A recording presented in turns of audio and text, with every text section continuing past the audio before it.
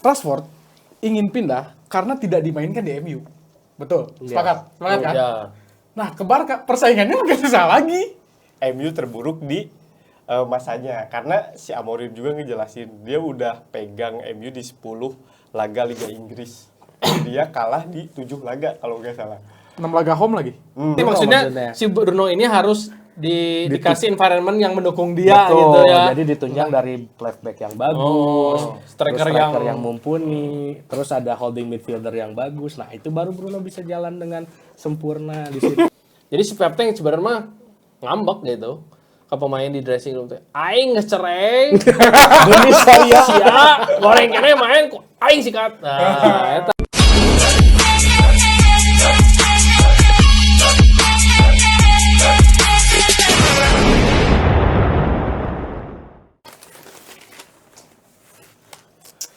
Mulai teh. Cok. Udah mulai ini ya. Udah mulai. Duh, dingin bro. Lagi musim hujan soalnya. Mau ini kan, mau perayaan apa namanya tuh, Imlek.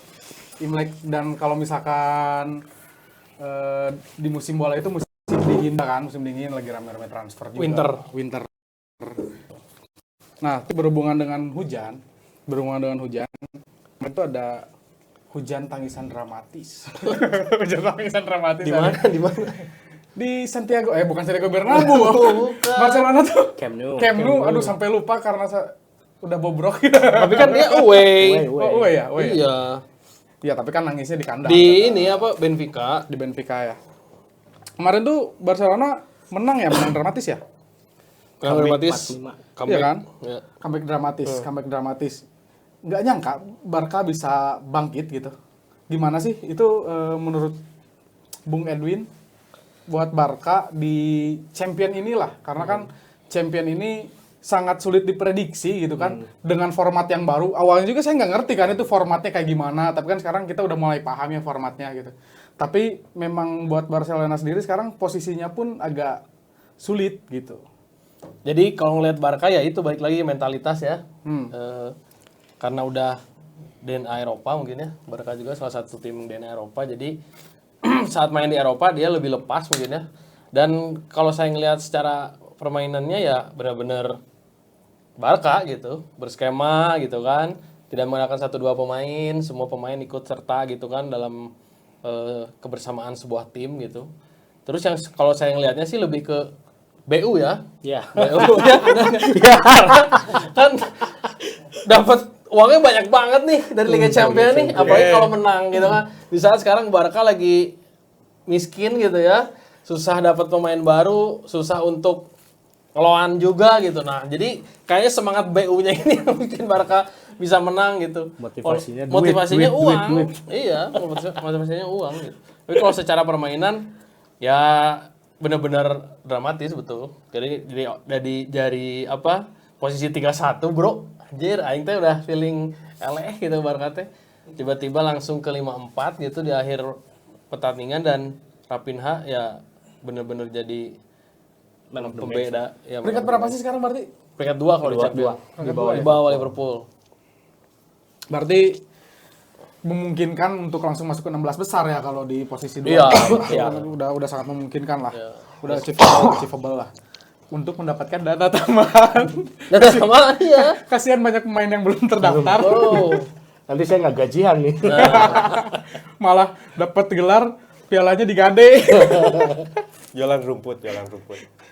Tapi kan Barca juga sekarang dirumorkan bakal ada pembelian beberapa pemain juga, tapi kan? Iya, banyak. Salah satunya pemain dari MU tuh. Rashford. Marcus Rashford gimana nih dari fans MU? Marcus Rashford mau pergi nih? Oh, boleh. Kalau bisa mah ditukar aja sama Raphinha lah. Biar nanti Liga Inggris kompetitif kembali gitu daripada Rashford. Jadi kan win-win lah. Rashford juga kan berpengalaman di Premier League. Tukeran sama Raphinha gitu. Ntar ditambahin duit sama MU. Lumayan buat Barca. Tapi berarti kalau si Barca bisa beli Rashford, berarti Rashford murah ya? Iya sih, memang murah. Tapi maksudnya kok dia bisa beli ya Barca ya? Enggak, sistemnya ini loan dulu. Loan. Berarti setengah musim. Tapi gini, yang saya nggak habis pikir tuh entah dari Rashfordnya, entah dari agennya Rashford. Maksudnya? gini, Rashford ingin pindah karena tidak dimainkan di MU. Betul, sepakat kan? Ya. Nah, ke Barca persaingannya makin susah lagi. Bukan susah. Ada Kayaknya Lewat kelewatan lawan main dia. iya, maksudnya kiri itu Rafinha kan? Ya, Iya kan? ya, Kanan- Rafinha. Kanan Yamal. ada Yamal. Yamal. Maksudnya itu tuh tiga strikernya Barca tuh hilang satu aja udah kemarin bisa kelabakan gitu. Ini Rashford kan yang performanya angin-anginan terus ya harus lebih gimana ya di MU aja yang pemainnya nggak sebagus itu dia sulit bersaing gitu. Apalagi di Barca gimana pikirannya gitu menurut fans MU atau dari ini? Sebetulnya kan gini, untuk si Rashford sendiri kemungkinan pindah ke Barcelonanya juga kan tergantung Ansu Fati ya. Ansu Fati kalau misalkan bisa di offload, terus ada apa namanya space lagi buat gaji, mungkin bisa didatangkan secara loan ya. Itu pun kan gak tahu dia nilainya gimana, karena biasanya kalau loan pemain yang bukan pemain muda ya, biasanya MU pasti minta loan fee. Pasti ada inilah biaya peminjamannya belum gajinya ya gitu. Cuman kalau misalkan prediksi saya si Rashford jadi jadi pindah ke Barcelona, itu kayaknya dia bakalan termotivasi ya buat memperbaiki nama baiknya lah gitu. Siapa tahu pindah ke Barca tiba-tiba ngegeser space-nya si Lewandowski gitu, nanti main lawan Getafe golin 4 gitu kan. Nggak setuju. Tapi saya nggak setuju gini. Di MU aja yang persaingannya, maksudnya pemainnya bukan yang jelek ya, memang jelek sih. Yang pesaingnya itu nggak sebagus di Barcelona. Dia aja udah demotivasi kan, nggak dimainin, nggak masuk di DSP. Dia malah down, malah update media sosial. Mentalnya berarti jelek. Soalnya gini, kalau misalkan saya lihat dia itu kan terlalu nyaman di MU gitu. Dia terlalu jadi Comfort dia zone. kan dari kecil gitu sampai sekarang di MU beberapa kali ganti pelatih dia masih selamat gitu. Dan kayaknya untuk sekarang ini kalau lihat dari Ineos ya, kayaknya Ineos lebih berpihak ke manajer, lebih berpihak ke si Amorim gitu. Jadi kayaknya win-win solution lah kalau buat saya. Buat Rashford menyelamatkan karirnya sendiri sama buat kebaikan MU gitu. Tapi nggak tahu Barkanya bisa bayar atau nggak kan balik lagi gitu. Ya, itu dia. Nah, tapi memang kita langsung saut-sautan aja sama MU ya. Mumpung kita lagi ngomongin Rashford dan MU gitu. MU itu kesalahan terbesar MU adalah memberikan gaji yang sangat tinggi kepada pemain-pemainnya.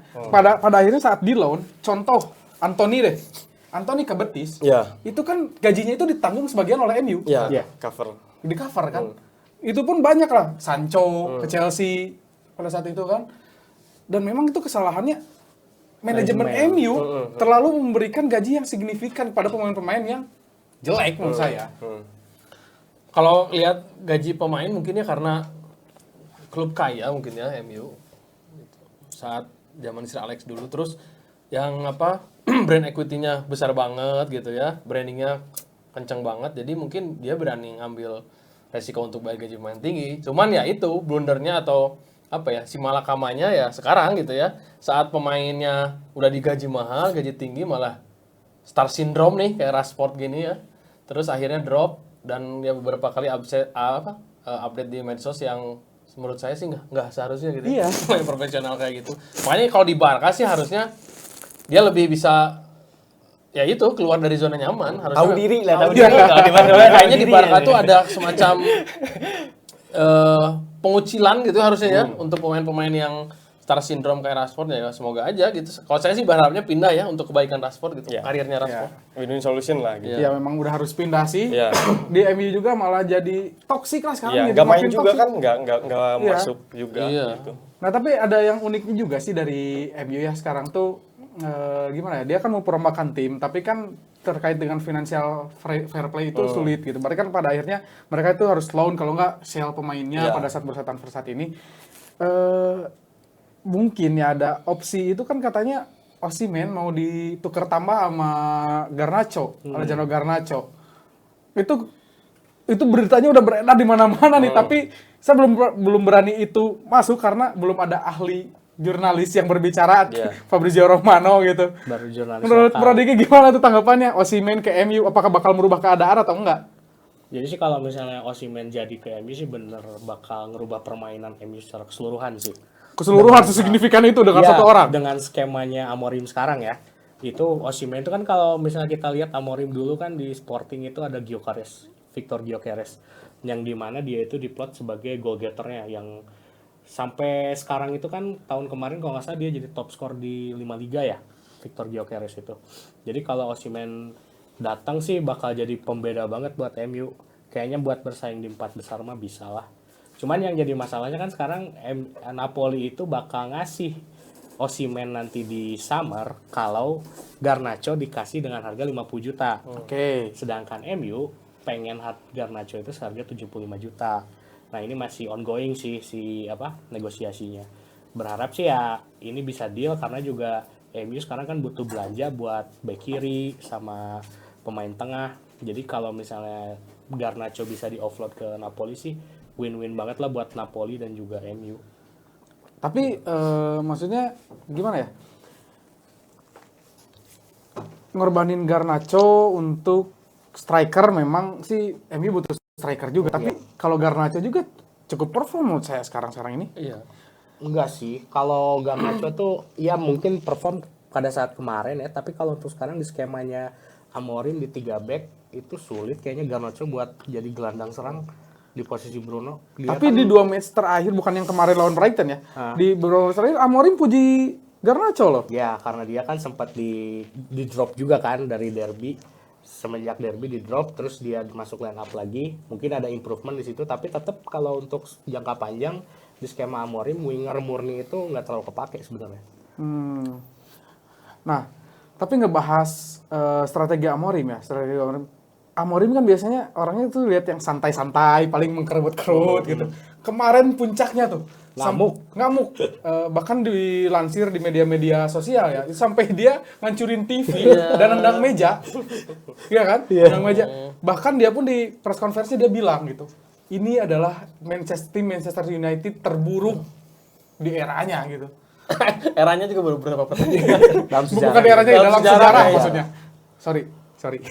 Maksudnya memang selama tim MU yang sudah berjalan nih, ini tuh yang pegang dia tuh saat ini adalah tim yang buruk. Nah, itu maksudnya dalam artian tim yang buruk tuh strateginya yang buruk atau memang dia menyalahkan pemain nih? Ini ambigu juga kata-katanya. Sebetulnya menarik ya ini tuh. Nah. Kemarin statement dari si ini poho deui ngaran pelatih. Amorim. Saking bapukna poho.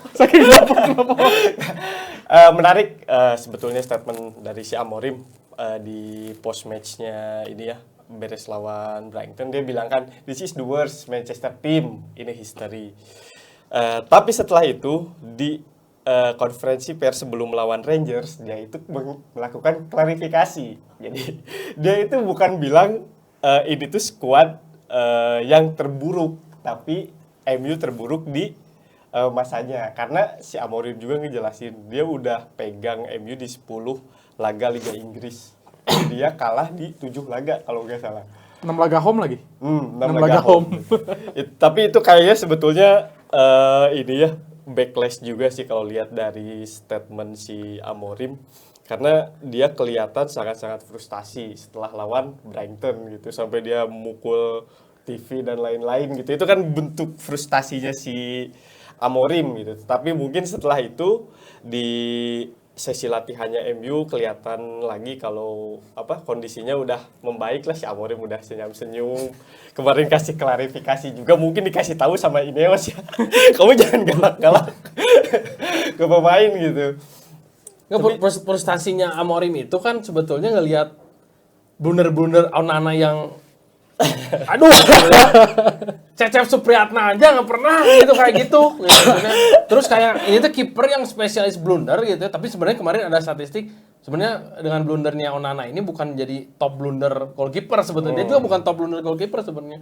Cuman ya itu di saat lagi goblok-gobloknya gitu ya MU, ada aja gitu yang bikin kelakuan kayak gitu. Itu mungkin yang bikin Amorim frustasi gitu ya. Terus saya juga ngeliat nih Bruno Fernandes nendang penalti, selebrasi.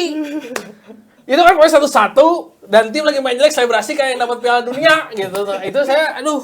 Oh kalau itu nggak apa-apa, kalau Bruno kayak gitu memang dia biar pemain yang lain semangat. Oh nggak bisa Biar itu semangat. itu jadi kapten Nora. maksudnya- Nora kalau kayak gitu. Terus tendang bola gitu kayak ada bola di depan beneran kayak kapan sih gitu. Nggak perlu gitu kan. Memang Langsung sudah dari bola. Bruno pun menurut saya harus dijual. Oh enggak, kalau Bruno tuh kalau kalian lihat statistiknya dia tuh per match itu 4 expected assist loh. Expected Iya, ya maksudnya expected itu kan karena nggak bisa dikonversi jadi gol. Ah, itu. Itu berarti apa yang babuknya? Striker yang goblok berarti. XG-nya yang Brunonya. rendah MU itu sebetulnya. Bukan expected assist, expected assist itu tinggi. Cuman ya kalau gue jadi Bruno juga ngelihat umpan nih yang nerima Garnacho. Hah, yang ngambek lah pasti. Ah enggak, Garnacho tuh udah kayak Ciro. Bener. Rambutnya sama. Enggak memang enggak siapa namanya tuh? Garnacho. Garnacho. Kok jadi Garnacho sih? Bruno maksudnya. Aduh anjing. Bruno tuh kayak Ciro maksudnya. Soalnya dia kalau dia yang ngoper salah dia marah. Dia yang kena operan salah dia yang marah. Sebetulnya kan itu tuh masalah ya, bukan masalah menjadi perdebatan ditunjuknya si Bruno jadi kapten MU itu karena dia itu terlalu banyak protes sebetulnya. Iya, terlalu iya, banyak itu, protes itu. sama jadi dia tuh nggak disukain gitu. Jadi figur yang nggak bisa disukain sama wasit-wasit. Nah, jadi nyebelin lah gitu si Bruno itu. Nah, ini sebetulnya kan kalau dilihat mungkin opsi satu-satunya yang bisa ganti Bruno jadi kapten kan cuma Maguire. Vice kaptennya. Tapi mengganti kapten di pertengahan musim juga nggak bagus buat tim gitu. Tidak bijak. Nggak bagus lah gitu. Di dressing dulu nggak akan bener gitu. Jadi ya mau nggak mau ya ini gitu. Makanya waktu itu Nah. sempat bahas beberapa kali match MU juga saya selalu highlight-nya tuh Bruno gitu kepemimpinan, makanya sampai saya bandingin sama zaman Firman Utina dan lain-lain gitu loh, karena saya ngelihatnya gitu. Tadi kan disebutin juga bahwa dia terlalu banyak protes, nggak disukai wasit. Nah itu harusnya gimana ya, kapten tuh bisa bikin dressing room nyaman, di lapangan juga nge-lead-nya juga betul-betul jadi sosok yang bijak gitu. Ya. Gini kalau penilaian saya Bruno itu serba nanggung. Ya mau dibilang dia sombong nggak jago, mau dibilang buat temperamen nggak cocok, bener. Jadi malah Bruno tuh jago, men. Jago. jago di mana? Kalau lihat beberapa musim yang lalu peluang-peluang dari MU tuh yang bikin Bruno loh. Iya tapi nggak gol. Bruno juga sering dapat umpan-umpan. Berapa kali golnya? Itu harus gol nggak gol itu Bruno juga. Iya, karena dia kan bukan striker gitu. Dia kan midfielder. Jadi kalau misalnya dilihat beberapa musim lalu juga kan dia kalau dibanding sama Rashford dan yang lain-lain kan dia top skor loh sekarang. Dia paling banyak golnya. Gitu. Itu kan dari midfielder terus striker-strikernya pada kemana coba? Ya itu karena Bruno dapat umpan dari Ahmad, ya bagus Ahmad. Ya bagus Ahmad, bukan Bruno harus diganti. Sebetulnya gini ya kalau misalkan kita Bruno, lihat lagi. Dalot, Onana udah buang itu. Kalau dilihat lagi dari whole sistemnya ya yang dibangun dari si Amorim ini, sebetulnya kan nggak optimal dalam artian si Bruno pun sekarang memerankan role yang berbeda dengan zaman Ten Hag, apalagi dengan zaman si Solskjaer gitu yang pada saat zaman Solskjaer dia bisa cetak banyak gol, cetak banyak assist karena dia dikasih peran free roll dan MU pun mainnya kan cuma counter attack aja gitu, kasih bola ke Bruno terserah mau diapain dan terbukti banyaknya gol dan assist yang dia berikan. Tapi pada saat sekarang di sistemnya Amorim dia nggak bisa main sebebas itu lagi. Gitu. Nggak cocok kan? Nggak cocok. Harus dijual berarti kan? Sebetulnya kalau misalkan dijual itu kayaknya Amorim juga mungkin nggak akan ngambil keputusan menjual Bruno dalam waktu dekat lah gitu. Karena dia salah satu figur yang ngaruh lah gitu ya di permainan MU. Karena nggak ada lagi nomor 10 di MU siapa? Mount cedera. Yang harus dilakuin MU itu membangun tim untuk Bruno harusnya biar skemanya jalan. Ya enggak lah pelatih. Justru Pelatihnya Bruno. Biar jalan. Asistennya Amorim. ya enggak lah justru Bruno itu harus bisa jadi playmaker. Iya. Kalau jadi- tim mau bangun buat Bruno ya kan bukan playmaker atau itu mah dia sekitar striker Bruno. dong. Bener nggak? sekitar Berarti Bruno maksudnya si Bruno ini harus dikasih environment yang mendukung dia Betul, gitu ya. Jadi ditunjang dari left back yang bagus, striker terus yang mumpuni, terus ada holding midfielder yang bagus. Nah, itu baru Bruno bisa jalan dengan sempurna di situ. ngaco. Berarti harus ngorbanin 10 pemain buat satu orang. Ya, Kevin itu. yang nggak De Bruyne bisa. aja kalah statusnya sama Bruno Fernandes. Ya kan Van de Bruyne karena fokus jualan TikTok. Nah terus gini, ini berhubungan dengan Onana, dengan back-backnya. Nggak tahu lah ini entah dari backnya atau Onana, tapi kebanyakan sih lihat kesalahan dari Onana. Menurut saya sekarang corner kick itu kalau buat MU udah kayak penalti ya. Tegang ya, tegang gitu kan. Setiap corner kick ada yang kena punggung gol, ada yang ketajong gol. Itu tuh kesalahannya muter di back aja sama yang gobloknya itu Onanya tuh, Pak. Iya. Nggak ada refleks gitu gimana gitu. Lalu gol aja. Sebenarnya kan ini masalah yang ini ya yang belum bisa diselesaikan sama Amorim dari rezim kepelatihannya dia dimulai kan. Jadi defensif apa ya namanya set piece-nya MU itu jelek banget gitu. Jadi kebanyakan pasti kebobolan gitu. Entah dari corner, entah dari tendangan bebas gitu.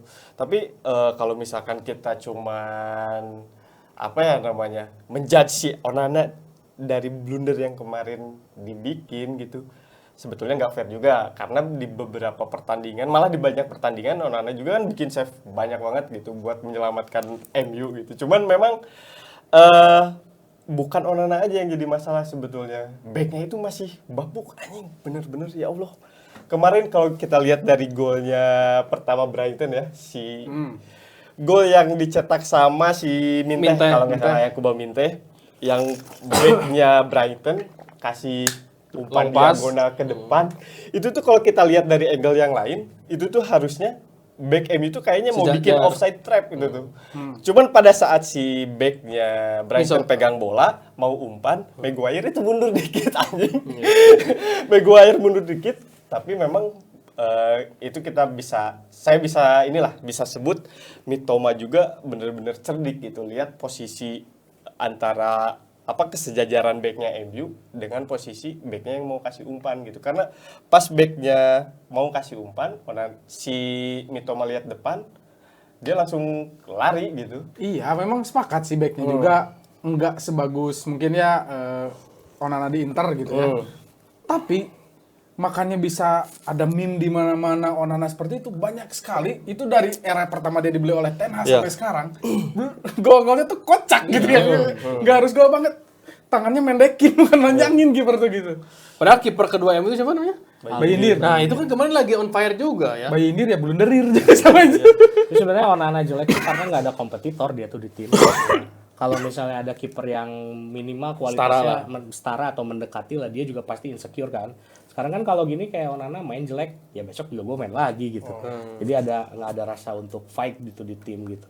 Jadi kayaknya harus bungkus Diego Costa dari Porto. Makanya berarti harusnya fokusnya ke lini belakang atau kiper. Iya. Bukan Bruno striker jangan dijual. Osimhen harusnya. Bruno jangan dijual. Bruno jangan dijual. Harus membangun tim di tengah untuk Ya udah intinya kalau saya mah ya paling intinya Onana sama Dalot. ya itu harus dijual itu. Sepakat itu mah. Onana sama Dalot Nggak bisa tolerir lagi. Iya, apalagi Dalot ya. Tahu, bolot itu bukan Dalot lagi. Dapat bola orang lain itu biasanya cari space untuk dribble itu ke space yang nggak ada orangnya. Ya. Ini orang yang banyak ditubrukin. Nggak paham lagi. Tapi kan kalau kita lihat dari rumor transfer yang ada sekarang kan, MU lagi ngincar Patrick Dorgu-nya Leke. Oke. Buat ngisi pos di left back gitu. Itu kalau lihat juga kita dari si Dorgu ini, dia itu selain bisa main di kiri, main di kanan juga. Kayaknya memang misi pertamanya si Amorim buat di winter transfer ini memang ngamanin dulu di wingbacknya.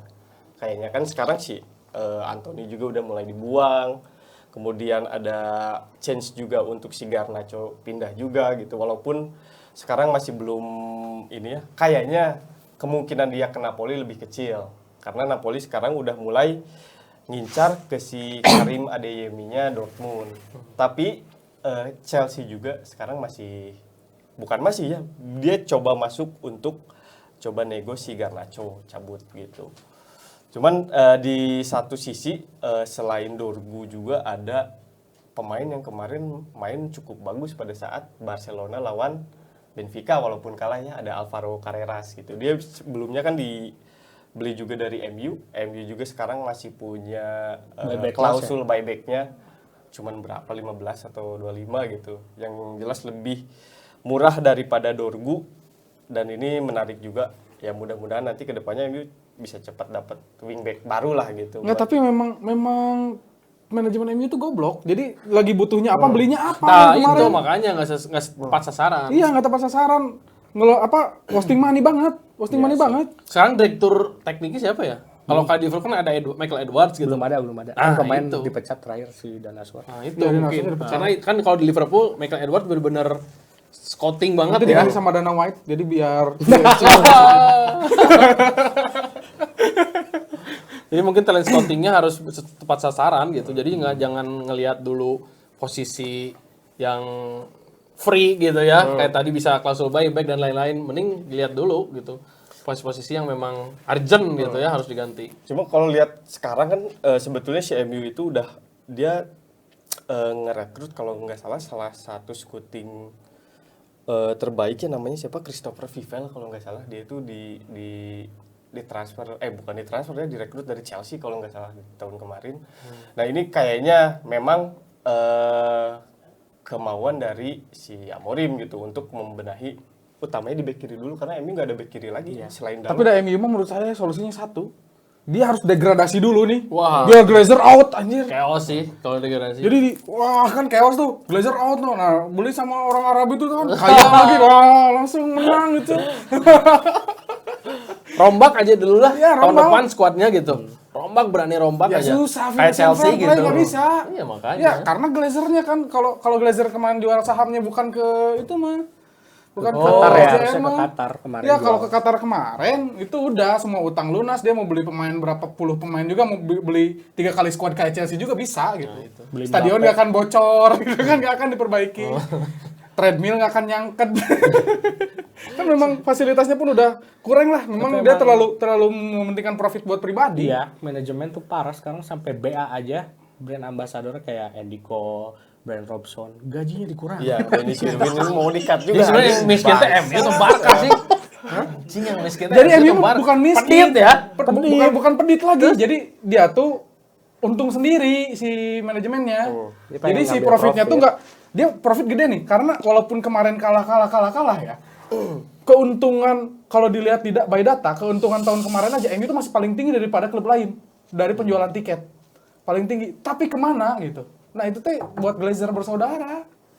Sebenarnya itu juga harus kalau misalnya masalahin pendapatan, financial reportnya juga harus diselidiki berarti. Ya, Betul nggak gitu kan? Iya, Itu makanya. keuntungannya segitu apa emang bener cuman naikin branding kan, karena financial report juga kan ngaruh ya ke sponsor dan lain-lain, hak siar dan lain-lain. Sebenarnya kalau emang mau diselidiki sih ya financial reportnya MU bener-bener harus diperhatiin gitu. Bener nggak keuntungan segitu tuh kan untuk didapat dalam satu musim gitu. Ya sebenarnya kan suara untuk menurunkan Glazer tuh udah dari Wah, udah berapa kapan, lama. ya. Iya maksudnya sekarang kayaknya kalau MU degradasi barulah itu rame lagi lah, mungkin dibakar stadionnya nanti.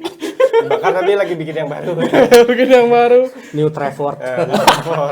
Ya kalau ngomongin MU nggak akan beres-beres kecuali udah dirombak aja timnya gitu. Iya. Sekarang udah nggak bisa nyalahin Amorim ini, udah nggak bisa nyalahin Amorim. Iya masalahnya Udah di nggak bisa pemain. nyalahin Amorim, udah nggak bisa nyalahin Amorim. Tapi melenceng sedikit nih, Pep yang udah cerai, Pep yang udah cerai, kayaknya beban udah mulai berkurang, bisa mulai agak membaik lagi nih City nih. Tapi kemarin kalah lagi dia. Pemain di Liga Ya, Inggris ya. kalau di Liga Inggrisnya membaik. Iya, membaik ya, tapi di UCL kemarin di comeback lagi. Itu belum memiliki DNA Eropa lah Mancit. Jadi di Liga Inggrisnya kan udah benar-benar kuat ya, malah jadi sekarang jadi aware lagi nih Liverpool di puncak karena lihat Mancit, wah bisa-bisa jadi pesaing lagi kan, dia udah di top 3 lagi gitu kan. Nah, makanya sebetulnya ngelihat Pep. Jadi si Pep teh sebenarnya mah ngambek gitu ke pemain di dressing room teh. Aing geus cereng. Demi saya sia goreng kene main ku aing sikat. Nah, eta dressing roomnya kayak gitu. Jadi siap, kita akan main baik di Inggris baik. Tapi nggak tahu nih di UCL kenapa kalah lawan PSG gitu ya, karena faktor ya itu DNA Eropa atau apa, karena saya nggak ngerti. Karena harusnya sih ngelihat trennya di Liga Inggris, harusnya di Eropa juga bisa kayak gitu. Nggak lah, masih kena mental aja, Terus kan pasti alasannya tuh Rodri nggak ada, udah jangan nyalain satu pemain gitu. Ya tapi kemarin kelihatan banget Kyle Walker nggak ada, itu dieksploitasi banget kanannya. Makanya mau pindah juga ya. Udah pindah udah jadi. Kemarin dibully kayak Walker, sekarang udah ada. Gimana sih? Ya maksudnya kehilangan. Nah gitulah namanya fans Indonesia tuh kayak gitu, nyalain orang doang.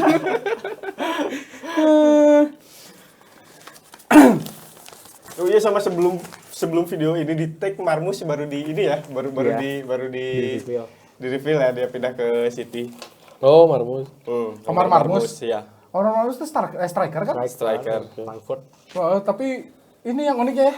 Haaland perpanjang kontraknya 9 tahun. 9,5 tahun. 9,5 tahun. Politik itu. Politik. 9 tahun ya. Tahu-taunya cedera teh gimana 2 tahun dan cedera akut. Itu gajinya sih yang nggak masuk akal, nembus 800 kalau nggak salah, 800.000 pounds per pekan. 16.000 per detik kalau nggak salah. 16.000 per detik. Kayaknya ini tuh kontrak pemain paling lama di dunia Iya, nih kayaknya sekarang. ya, memang mecahin rekor itu, mecahin rekor. Kalau ya. Keuangan Sepeda macet. itu gitu sih, bukan gitu. Sepeda itu dia dengan satu orang pemain gitu. Tapi kalau dilihat dari kualitas mah ya Masih jauh, masih. Ya masih jauh, tapi kan maksudnya kan bisa ada cedera, ada apa gitu kan. Tidak bisa dipungkiri, tapi nggak apa-apa lah dari City ini yang Nah itu makanya dia berani juga karena duitnya nggak kehitung. ya, tapi kan dia udah banyak pelanggaran-pelanggaran terhadap aturan-aturan 110. FIFA. Terus ya waktu si kasus finansial itu kan dia harusnya di sidang gitu ya, di pengadilan lah istilahnya. Tapi pengacaranya gila ya itu. Pengacara top dunia semua yang jadi pengacaranya Mancit akhirnya menang. Saya tuh curiganya biasa lah ya. Kalau udah masuk ke ranah hukum itu.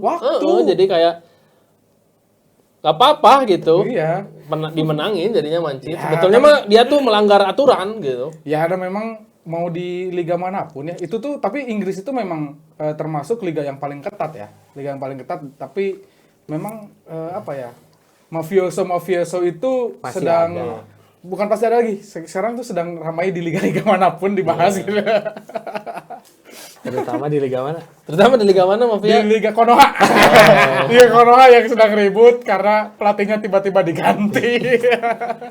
Udahlah, itu mah nanti pokoknya nanti di next video kita bakal update tentang sepak bola Indonesia, maupun itu tentang timnas ataupun tentang liganya.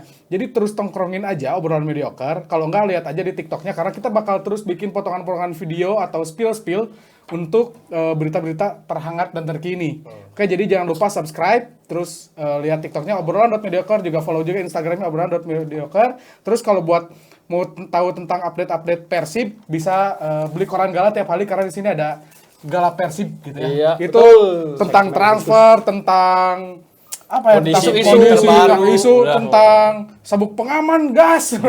Soalnya mau ada. Udah. Jadi segitu aja, oke. Terima kasih dan terus stay tune di obrolan mediocre. Terima kasih.